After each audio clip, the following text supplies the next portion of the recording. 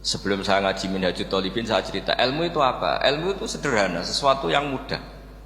Karena ilmu itu fitratallahi allati fataran nasa Misalnya begini, saya orang miskin, nggak punya apa-apa.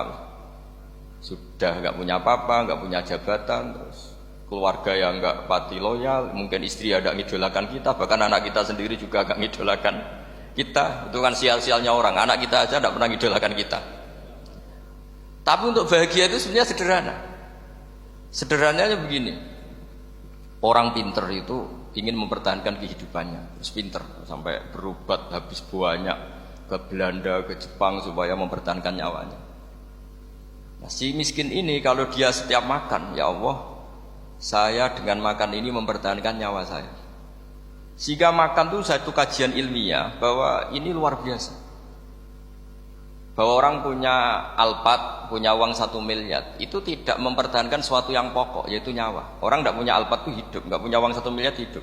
Tapi kalau nggak punya nasi 1 piring, nggak punya air 1 gelas bisa mati.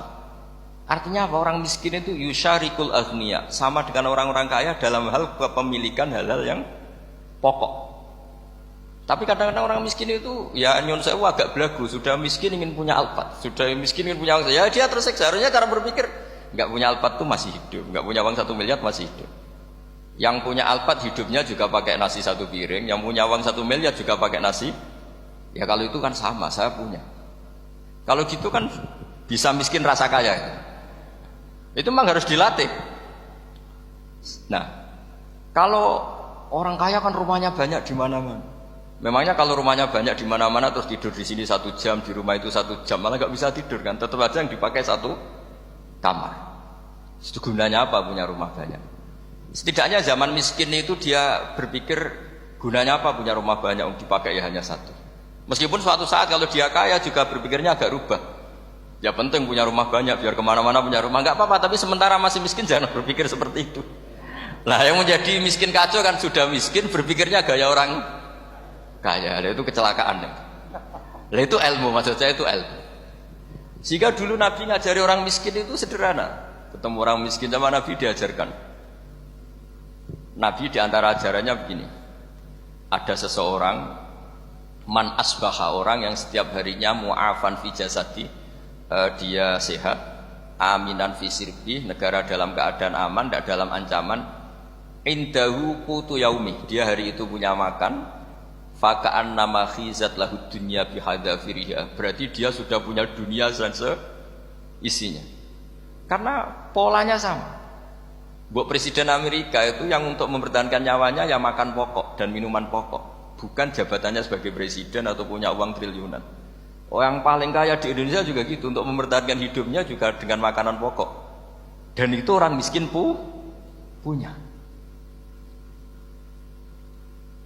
Kehidupan paling top itu apa? Ya kehidupan yang mempertahankan nyawa itu yang paling top, lainnya itu enggak. Karena mempertahankan nyawa ini super penting dan orang miskin bisa. Nah, saya berharap ilmu seperti inilah menjadikan dulu itu kuat ketika melawan Belanda. Kenapa kuat? Karena mereka gampang syukur. Barokahnya gampang syukur itu selesai dengan dirinya sendiri. Kalau bahasa intelektualnya itu orang kalau sudah selesai dengan dirinya sendiri bisa berpikir memanfaati pada orang. Dulu orang-orang miskin ketika era sahabat, termasuk era para ulama yang mendidik para umatnya, itu selesai dengan dirinya sendiri. Nah sekarang banyak orang miskin juga termasuk orang kaya, bahkan belum selesai dengan dirinya. Wah itu angel, ngajak jihad angel, karena dengan dirinya saja belum selesai. Maka masyhur itu kan ketika perang Tabuk ada orang datang, kira-kira kalau Indonesia pakai beras 4 kilo, ya Rasulullah yang 2 kilo tak kasihkan keluarga kami supaya bisa makan, yang 2 kilo tak kasihkan jenengan untuk biaya perang. Perang Tabuk itu perang tersulit, disebut perang Dhatil Usra. Sekarang hitung saja, ini coba dihitung, mungkin yang bagian kasir tahu. Kalau 2 kilo kali 3.000, umat Islam pas itu sekitar hampir 3.000, itu sudah 6.000 kilo. 6.000 kilo itu artinya apa? Orang miskin ketika perang membiayai dirinya sendiri, itu satu. Kedua, dengan mental memberi, orang ini tidak tamak. Barokahnya tidak tamak, tidak nyalahkan yang kaya. Efek dari itu apa ketika perang Tabuk? Sumbangan dari Sayyidina Utsman yang jumlahnya besar sekali, yaitu diantaranya 1.000 dinar. 1 dinar kira-kira 4,25 gram, berarti sekitar 4.000 gram. Itu bisa diberikan alat perang. Sumbangan dari Abu Bakar juga bisa dipakai beli kuda untuk perang. Nah bayangkan kalau kebutuhan orang miskin ini untuk makan itu nggak mau urun, wah saya miskin nggak perlu urun, saya miskin dipakai alasan terus. Maka jumlah 3.000 ini akan mengurangi anggaran untuk belanja peralatan perang karena untuk konsumsi orang miskin. Jadi itu kadang mangane tanduk itu kan repot. Wes miskin mangane tanduk, nak antri moh kan ribet. Artinya apa? Perang ini tidak fokus karena ngurusi konsumsi untuk orang-orang miskin. Nah, dulu zaman Nabi orang miskin pun semuanya heroik. Mereka dibantu gak mau, inginnya bantu. Sampai dicibir sama orang munafik. Apa gunanya sedekah 2 kilo? Perang ini perang besar antar negara. Pas itu mau perang melawan Romawi. Sampai orang munafik bilang alladzina almizuna almuttawwiina minal mu'minina fis sadaqati. Walladzina la yajiduna illa juhdahum faskharuna minhu. Orang-orang munafik digambarkan Allah orang-orang yang mencibir sedekah kecil. Wong untuk perang besar kok sedekahnya hanya 2 kilo. Tapi yang mahal bukan 2 kilonya. Kalau ada 1 juta orang miskin menyumbang negara 20.000, itu artinya apa? Kita punya rakyat yang inginnya hubungannya dengan negara memberi. Tapi coba kalau kita 2 juta rakyat yang inginnya dari negara mendapat, pegawai demo ya. Nah ini ajarannya Nabi yang luar biasa. Dulu Nabi itu bisa mendidik orang miskin pun bermental memberi. Nah barokahnya bermental mandiri ini mereka selesai dengan dirinya sendiri.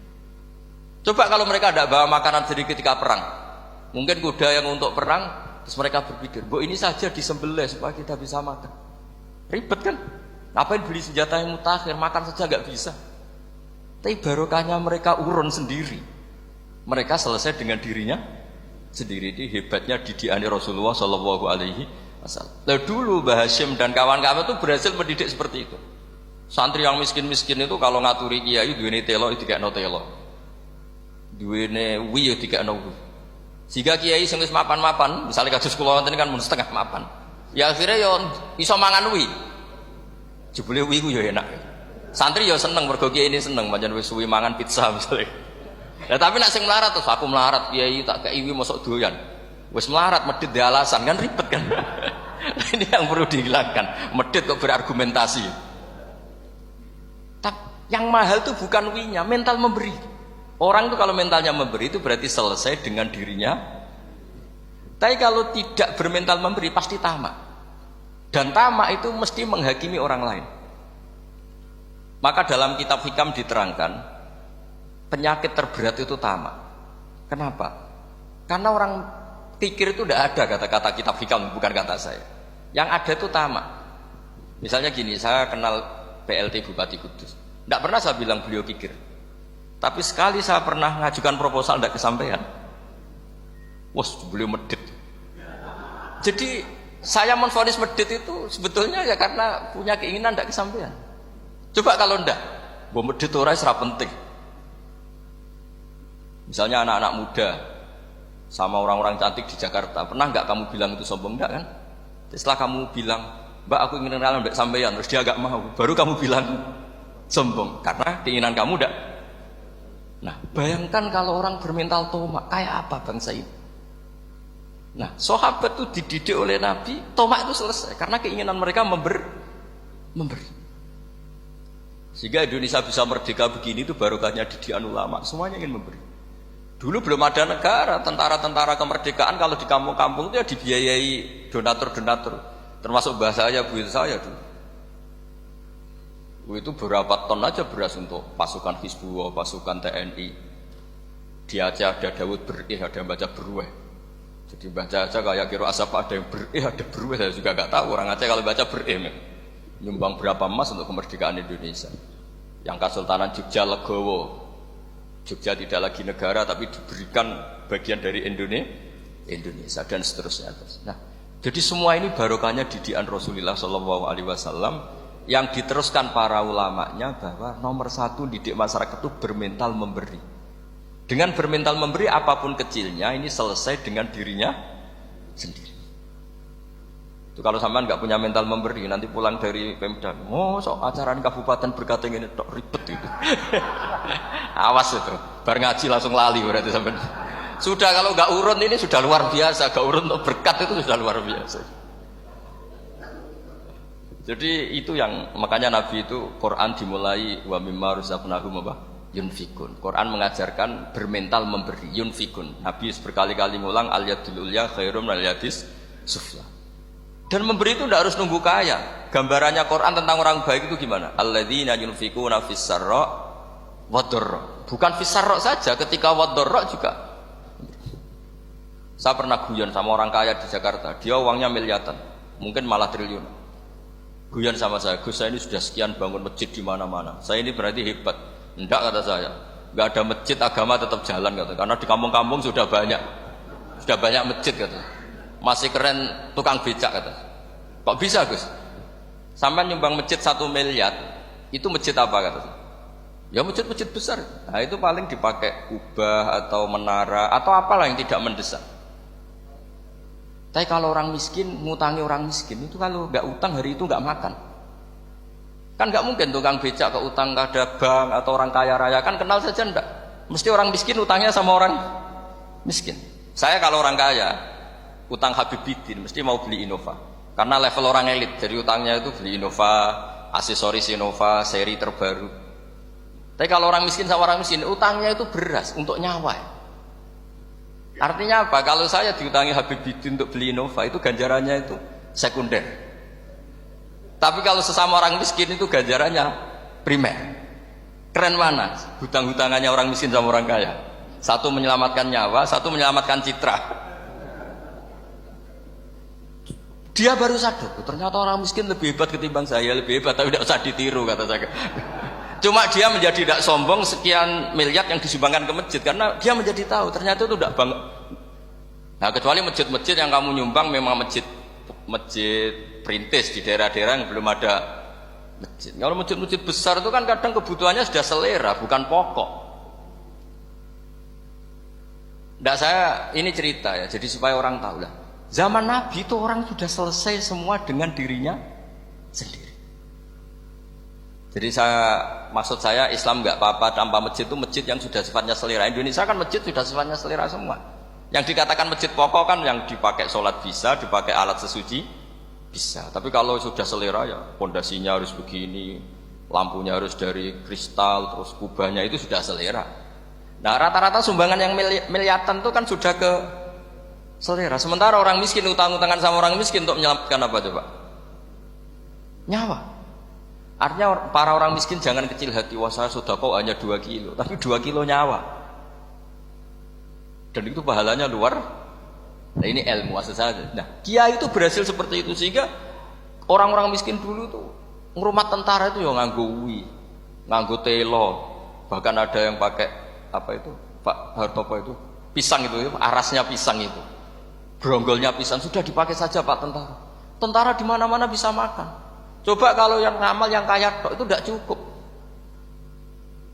Tapi barokahnya yang miskin juga ikut ngamal itu cukup karena yang miskin itu mayoritas. Jadi didukung kaum miskin pasti menang lah kan kira-kira gitu. Karena di mana-mana orang miskin itu banyak.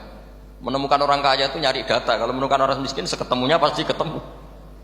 Dan orang miskin ini dididik ulama untuk berkontribusi. Sehingga banyak tentara yang ketika dicari Belanda pura-pura jadi petani. Ini juga yang menyelamatkan orang miskin. Nah, ulama dulu tuh orang paling sukses mensuasanakan seperti itu. Nah, itu yang diceritakan di perang Tabuk, mimpa di maka tayazihu qulubu fariqin minhum. Jadi perang Tabuk itu perang di antara yang paling diceritakan Allah berkali-kali apa? Ya Rasulullah tadi malam saya buruh dan ini dapat 2 sok ya kira-kira berapa kilo lah. Yang separuh untuk keluarga kami, yang separuh saya sumbangkan ke jenengan. Lu coba perang antar negara hanya menyumbang 2 kilo beras, bayangkan. Tapi nilainya bukan 2 kilo. Kalau 2 juta rakyat Indonesia nyumbang 2 beras, artinya hubungannya dengan negara hubungan ingin memberi. Dan barokahnya hubungan ingin memberi, ora pati kecangkeman tomak, ora pati kakean menuntut. Ini yang mahal itu yang gak ternilai itu. Dan itu menjadi kekuatan yang luar biasa sehingga umat Islam bisa mengalahkan pasukan Romawi. Nah Indonesia dulu kira-kira seperti itu prakemerdekaan. Ya itu saja sebagai mukaddimah dari santri.